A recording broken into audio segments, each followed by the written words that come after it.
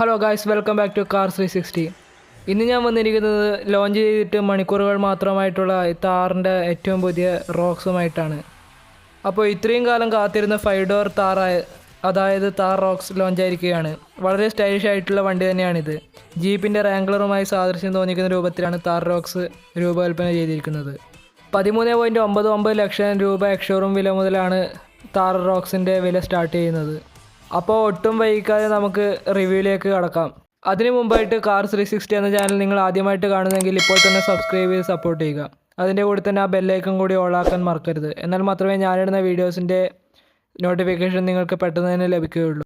എഞ്ചിനിലേക്ക് വരുമ്പോൾ പെട്രോളിലും ഡീസലിലുമാണ് ഇത് അവൈലബിൾ ആയിട്ടുള്ളത്. കൂടാതെ 2 വീൽ ഡ്രൈവിൽ മാത്രമാണ് ഇത് ഉള്ളത്.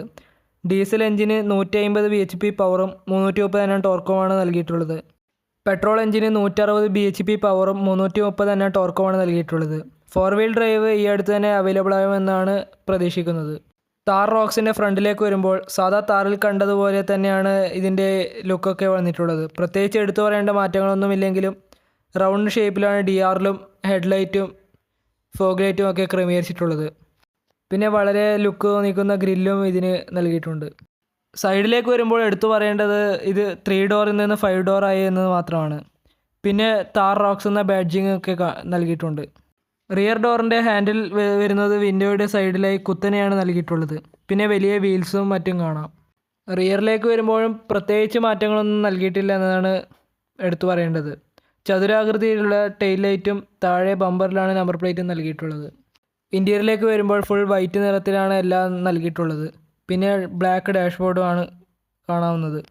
സാധാ സ്റ്റിയറിംഗ് തന്നെയാണ് ഇതിന് നൽകിയിട്ടുള്ളത്. അതിൽ ക്രൂയിസ് കൺട്രോളും മറ്റ് കൺട്രോൾസും നൽകിയിട്ടുണ്ട്.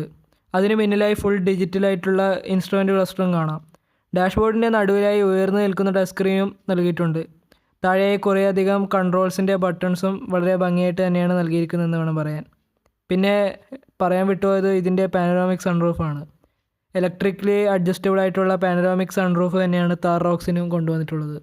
റിയറിലേക്ക് വരുമ്പോൾ 3 പേർക്കൊക്കെ സുഖമായി ഇരിക്കാൻ പറ്റുന്ന വലിയ സീറ്റുകൾ തന്നെയാണ് ഇതിന് നൽകിയിട്ടുള്ളത്. അതിൽ 3 അഡ്ജസ്റ്റബിൾ ഹെഡ് റെസ്റ്റും ഹാൻഡ് റെസ്റ്റും നൽകിയിട്ടുണ്ട്. 60-40 സ്പ്ലിറ്റ് സീറ്റാണ് ഇതിന് നൽകിയിട്ടുള്ളത്. അപ്പോൾ മൊത്തത്തിൽ പറയുകയാണെങ്കിൽ എൻ്റെ അഭിപ്രായത്തിൽ വളരെ മികച്ചൊരു ഓഫ് റോഡും പ്ലസ് ഫാമിലി വെഹിക്കിളായി താർ മാറിയിരിക്കുകയാണ്. വളരെ ലുക്കുള്ള എക്സ്റ്റീരിയറും വളരെ സ്പേഷ്യസ് ആയിട്ടുള്ള ഇൻറ്റീരിയറുമാണ് ഇതിന് നൽകിയിട്ടുള്ളത്. വളരെ അഫോർഡബിൾ ആയിട്ടുള്ള പ്രൈസ് റേഞ്ചിൽ തന്നെയാണ് താർ റോക്സ് ഇപ്പോൾ അവൈലബിൾ ആയിട്ടുള്ളത്. എന്തുകൊണ്ടും ഒരു തരംഗം സൃഷ്ടിക്കാൻ കഴിയുന്ന ഒരു വണ്ടി തന്നെയാണ് താർ റോക്സ് എന്ന് പറയുന്ന ഈ വാഹനം. അപ്പോൾ വീഡിയോയുമായി ബന്ധപ്പെട്ട് എന്തെങ്കിലും സംശയം ഉണ്ടെങ്കിൽ കമൻറ്റ് വഴി അറിയിക്കാനും വീഡിയോ ഇഷ്ടമായ ലൈക്ക് ചെയ്യാനും സബ്സ്ക്രൈബ് ചെയ്ത് സപ്പോർട്ട് ചെയ്യാനും മറക്കരുത്. അപ്പോൾ അടുത്ത വീഡിയോയുമായി വരുന്നവരെ സ്റ്റേ ട്യൂൺഡ്.